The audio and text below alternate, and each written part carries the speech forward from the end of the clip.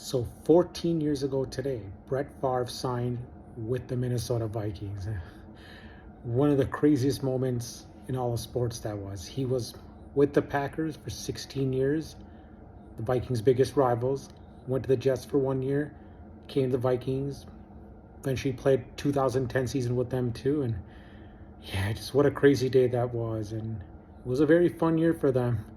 The former enemy suddenly became a fan favorite. Vikings went 12-4 that year, won the division for the second year in a row, had the second seed in the NFC, and made to the NFC title game, but lost in heartbreaking fashion to the New Orleans Saints, the eventual Super Bowl champs. They lost 31-28 in overtime.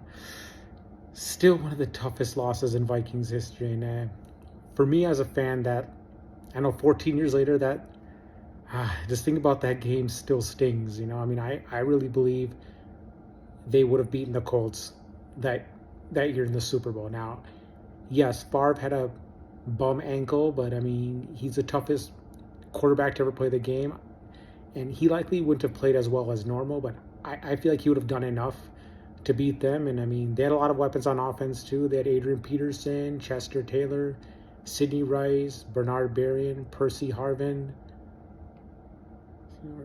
And then defense was pretty good too. Jared Allen, Kevin Williams, Pat Williams, Ben Lieber, Chad Greenway, Antoine Winfield. Yeah, that team was stacked, And then another thing about Percy Harvin is he was, as a rookie, he not only was a very good receiver, he was also a very good kick returner too. One of the best kick returners in the game.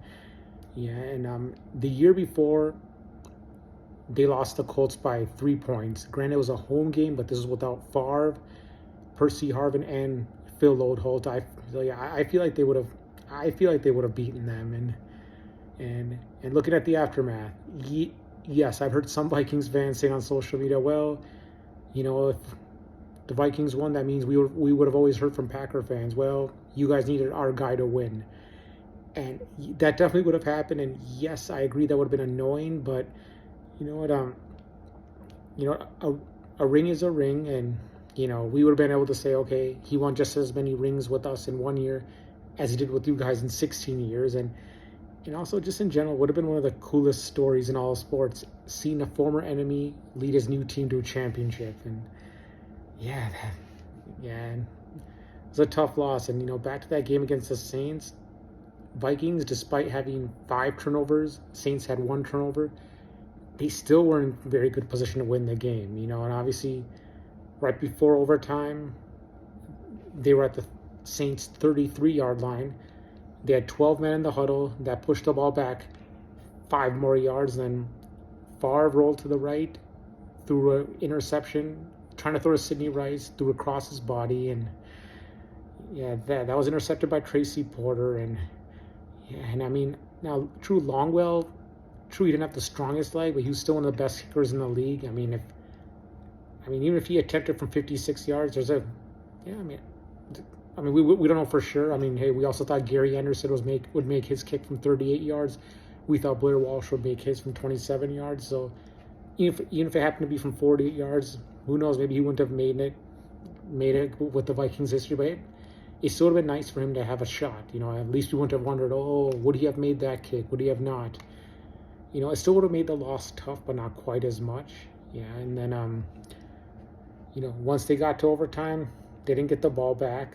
Lots of bad calls went their way. Saints kicked a 42-yard field goal, won the game. And, lots of bad calls at overtime. And then also in regulation, it was in the third quarter, it was the first interception Favre threw, which the league later admitted should not have counted because Saints defensive end Bobby McCrary, he put a high-low hit on Favre, which messed up his ankle. And I mean, I was not too surprised they didn't call that penalty because those 3 or 4 plays before that, they called a roughing on the Saints, which probably should not have been, So it didn't surprise me that they didn't call that penalty, but it would have been very beneficial. I mean, had they called the penalty, it would have been 15 yards. They kept the ball. The interception obviously would have been negated. They would have been in field goal range already. You know, Longwell, like I said, one of the best kickers in the league. He makes that field goal, they win the game, and then but they were as a total, but I mean, as a team, the Vikings had 5 turnovers, like I said earlier. Late in the second half, Adrian Peterson fumbled it near the 5-yard line. Later in the game, Percy Harvin fumbled deep in Saints territory. That set up a touchdown by the Saints, and then later on, Bernard Berrian fumbled it deep in Saints territory. Vikings were down 7 at the time. They could have had a chance to tie it up there. And the Vikings actually had 31 first downs that game. The Saints had 15. They also outgained the Saints by more than 200 yards. So, yeah, I mean, like, they were moving the ball up and down a lot, but just kept shooting themselves in the foot over and over. And, yeah, they lost the game. Very heartbreaking fashion. And, hopefully this team wins a Super Bowl soon. I will always believe that 2019 would have won.